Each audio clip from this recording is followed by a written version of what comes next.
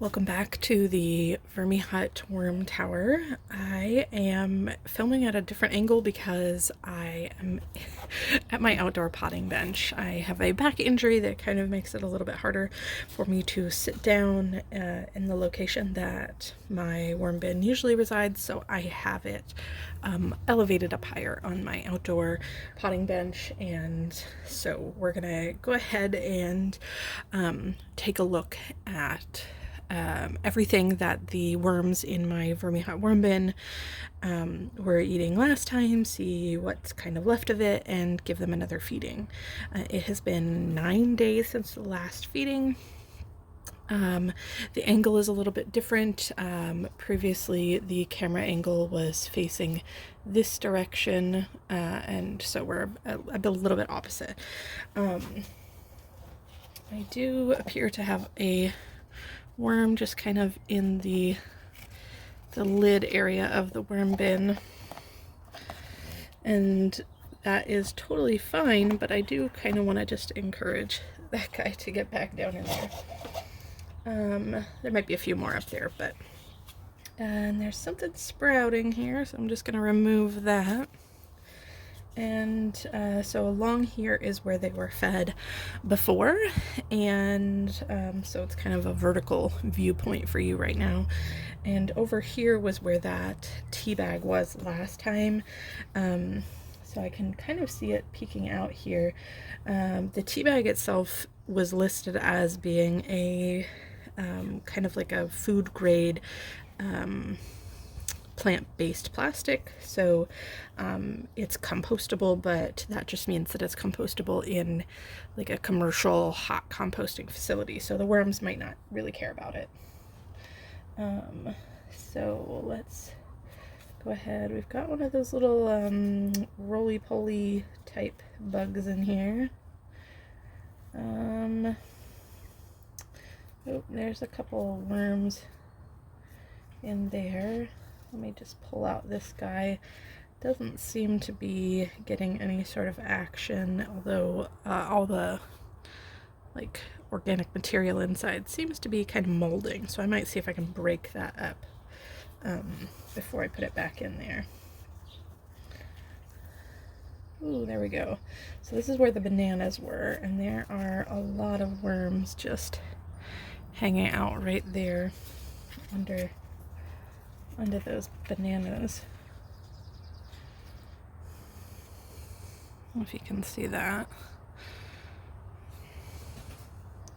So they're enjoying those bananas. So let's see, we've got just kind of the outer peels left of those. Now the shredded paper grocery bags as like a bedding material in here kind of match together quite a bit, so I'm gonna change that up a little bit as well. We've got a paper tea bag. Again, the paper seems to be not really breaking down very quickly. We've got another piece of banana peel. We've got some baby worms in there, so that's good that our system is producing some baby worms. Oh, here we go. There's a lot of worms right around here. This looks like some of the carrots. That's another banana peel. Yeah, so they're just hanging out around these banana peels, and that little piece of carrot seems to have been mostly eaten. Then, let's see, we've got some more of these tea bags. They're hanging out on the tea bags, so they like the material that's there with them, but they don't seem to care too much about the tea bag papers themselves. This looks like an onion skin, and they're hanging out on it, but that skin is pretty intact, which is fine. The onion skins are like a slower thing for them to consume. We've got a bunch of them here on this other piece of onion skin, and what looks like the root part of the onion.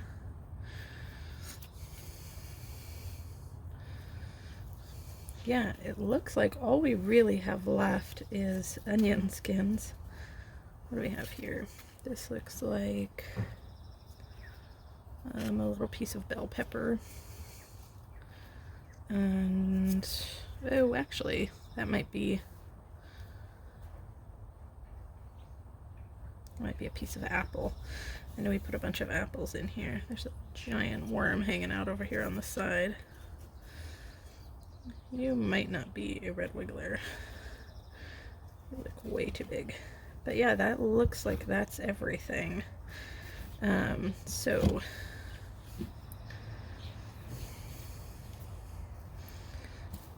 they've eaten pretty much everything, except for like the skins of things, and that is okay.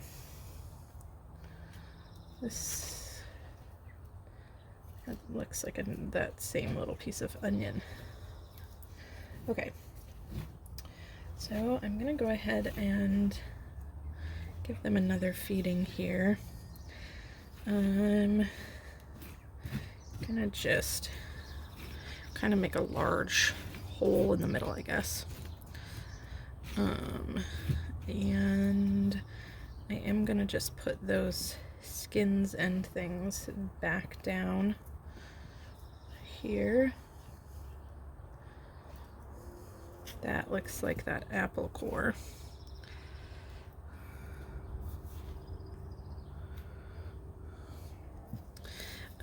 So I'm just going to put all of that just kind of right at the bottom. So they've eaten pretty much all of the quick, easy to consume, easy to break down foods. And they're still just working on those kind of long-term foods a little bit. Yeah.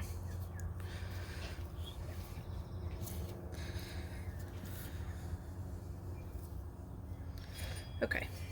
For today, I am going to do a combination of the shredded paper, the shredded paper bags, and shredded cardboard. So I'm putting the shredded cardboard in dry because the food I'm giving them should be kind of juicy. And this is not like a super dry material. Like the bedding that they're working with currently is a good level of moisture. So depending on what I put in here, if it seems like it's not wet enough, then I will put some wet cardboard on top. But I do have a little bit of the dry paper shreds also, so I'm just going to put a thin layer of that in there on top and just kind of mix it up so it gives like a different level of coarseness, and the material won't mat together quite a bit. Okay, so this has been thawed out but pre-frozen, everything that I'm giving them.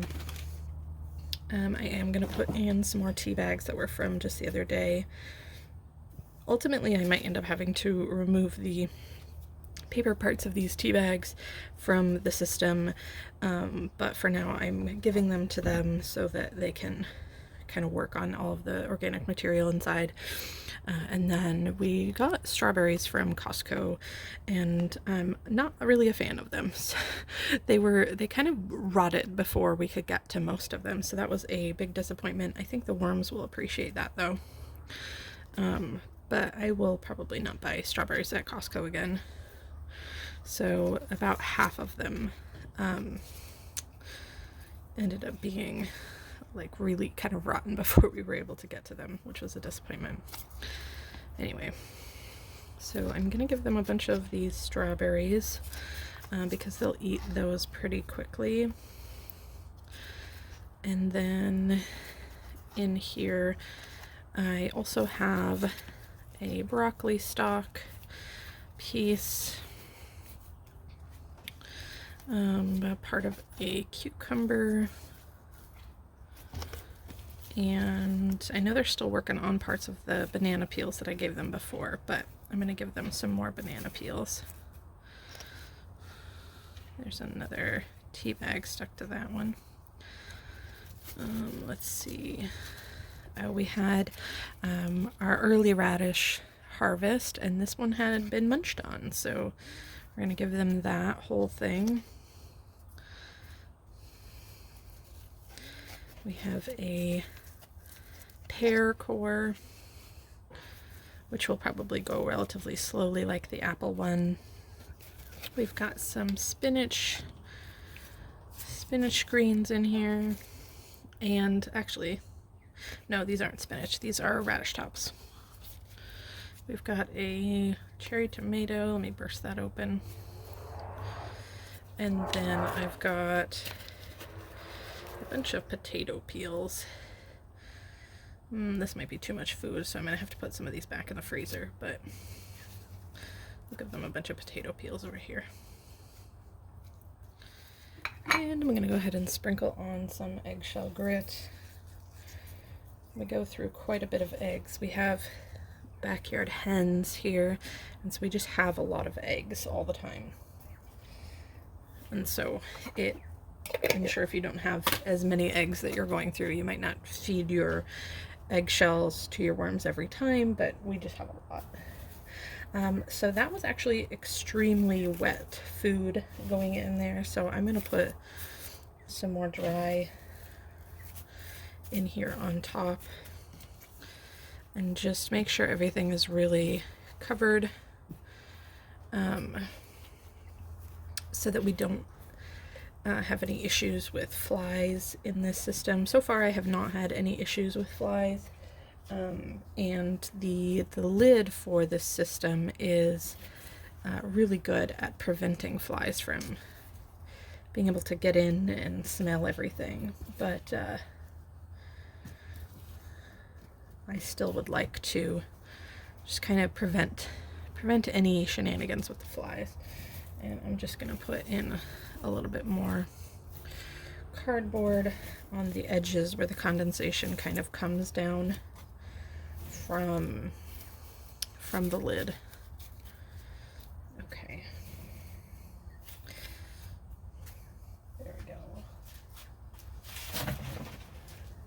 But yeah, like I said, the lid is really good at giving plenty of airflow with the holes that are on the outside here, along all the sides, and then this is really wet because of all the condensation that kind of comes up and then drips down off of there. Oh, I forgot to put this back in there. Let me just open that up. Yeah, so it's kind of moldy in there, and I'm just gonna tuck it off into this corner. See if they find their way into there. And then, like last time, because I'm extremely curious, I'm just gonna lift it up and see what the next layer looks like. Oh, we've got a lot of worms and moisture in here. There's some seeds from a pepper that they've brought down here.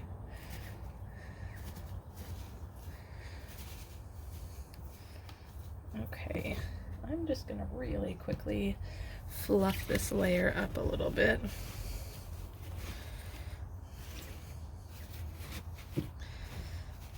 Yeah, that top layer is pretty damp.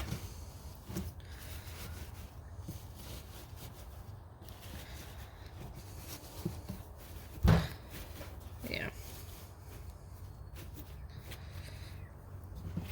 And we'll just put that back on. I kind of wish that I had put cardboard in these two inoculating layers instead of the paper, because the paper just really compacts down, but we'll see how that affects that once I get into using these layers as the active feeding zone. Anyways, thanks for watching. See you next time.